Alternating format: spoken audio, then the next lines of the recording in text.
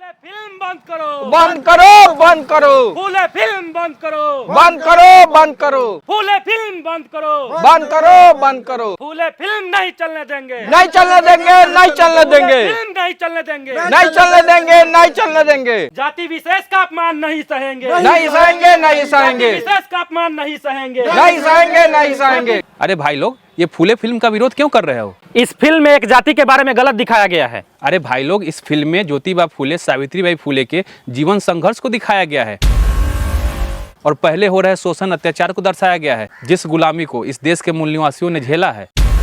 ऐसा कुछ नहीं, ये सब बदनाम करने का साजिश है। अगर पहले हो रहे शोषण अत्याचार को दिखाने से किसी की बदनामी होती है तो जिसने ये गुलामी झेली है उसका क्या? इस फिल्म में ब्राह्मणों द्वारा सावित्रीबाई फूले पर गोबर फेंकने का जो सीन दिखाया गया है बिल्कुल गलत है, ऐसा नहीं हुआ था। अगर ये गलत है तो ज्योतिबा फूले द्वारा लिखी पुस्तक गुलामगिरी उठाकर पढ़ लीजिए, मूल निवासी बाजार से मंगा लीजिएगा, सारा शंका दूर हो जाएगा। अबे इन सब से हमें कोई मतलब नहीं है, बस ये फिल्म नहीं चलने देंगे। क्यों भाई, अब इस देश में सिर्फ उन्हीं लोग की फिल्म चलेगी जो वर्ण व्यवस्था में सबसे ऊंच है? जरा सोचो, एक फिल्म जो शिक्षा, समानता और इंसाफ की बात करती है, अगर इससे तुम लोगों का सिस्टम हिल रहा है तो समझ लो तुम लोग का सारा सिस्टम झूठ पर टिका है। तुम लोग को फूले फिल्म से डर बस इसलिए लग रहा है कि लोग कहीं ये जान जाएंगे कि शिक्षा की असली देवी सरस्वती नहीं बल्कि माता सावित्रीबाई फूले हैं। लोग जान जाएंगे कि सबसे पहले महिलाओं के लिए सावित्रीबाई फूले और ज्योतिबा फूले ने मिलकर प्रथम स्कूल खोला था।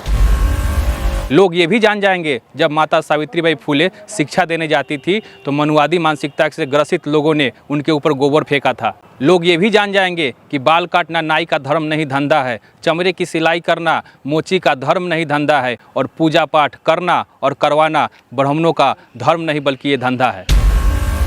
लोग ये भी जान जाएंगे कि जिन लोगों को हिंदू बनाकर राजनीतिक फायदे के लिए इस्तेमाल किया जाता है उनकी हालत पहले जानवरों से भी बदतर थी कि अंग्रेजों ने तो सिर्फ हम पे 100 साल तक राज किया, गुलाम बनाकर रखा, लेकिन इन मनुवादियों ने हम पे 3000 साल तक गुलाम बनाकर रखा, हम पे शोषण किया। इन लोगों ने जब महिलाओं को लक्ष्मी का दर्जा दिया गया, उन्हीं लोगों ने महिलाओं को अनपढ़ रखने के लिए आंदोलन चलाया कि महिला अनपढ़ रहे। फूले फिल्म सिर्फ ये फिल्म नहीं बल्कि एक क्रांति है जो पर्दे से उतरकर जमीन पर आने वाली है।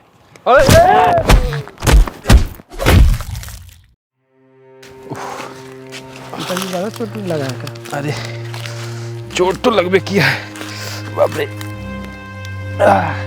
बैठो उस पर। पिताजी, आपको ज़्यादा चोट तो नहीं लगी? जिस समाज को धर्मशास्त्र का उच्चारण करने पर जीभ काटा गया हो, सुनने पर शीशा पिघला कर डाला गया हो, उस चोट के सामने ये चोट कुछ भी नहीं है। पिताजी, ज्योतिबा फूले कौन थे और उनसे ये लोग इतने नफरत क्यों करते हैं? ज्योतिबा फूले भारत के महान समाज सुधारक, विचारक, लेखक और महान क्रांतिकारी महामानव थे। उन्होंने समाज में फैले अंधविश्वास, पाखंड, जातिवाद, भेदभाव, छुआछूत, महिलाओं पर हो रहे शोषण और शिक्षा को लेकर आवाज़ उठाए थे। यही कारण है कि ये लोग उनसे नफरत करते हैं। पिताजी, ये तो महान काम है, फिर भी उनसे नफरत क्यों?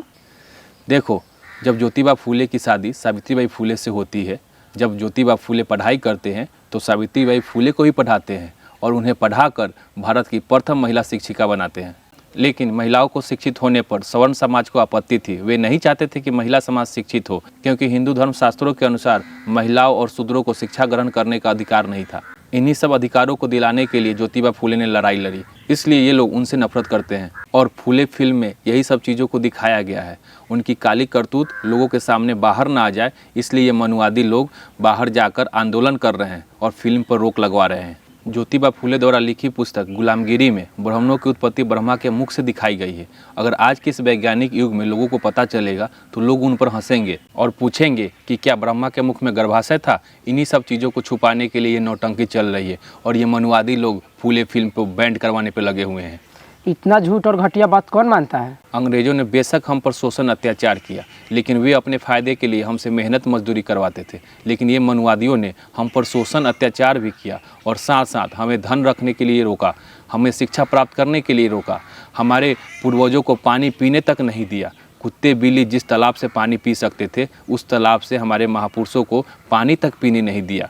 धर्मशास्त्र का उच्चारण करने पर रोक लगाया गया, गले में हांडी और कमर में झाड़ू बांधकर हमारे छाया से भी परहेज किया गया। इनके शोषण अत्याचार को बताना शुरू करूं तो सुबह से शाम हो जाएगा।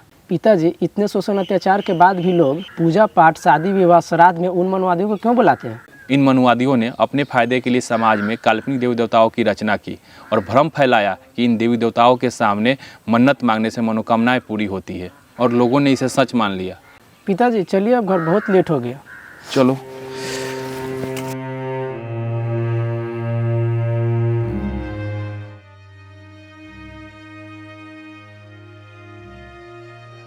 विद्या बिन मति गई, मति बिन नीति गई, नीति बिन गति गई, गति बिन धन गया, धन बिन शूद्र पतित हुए।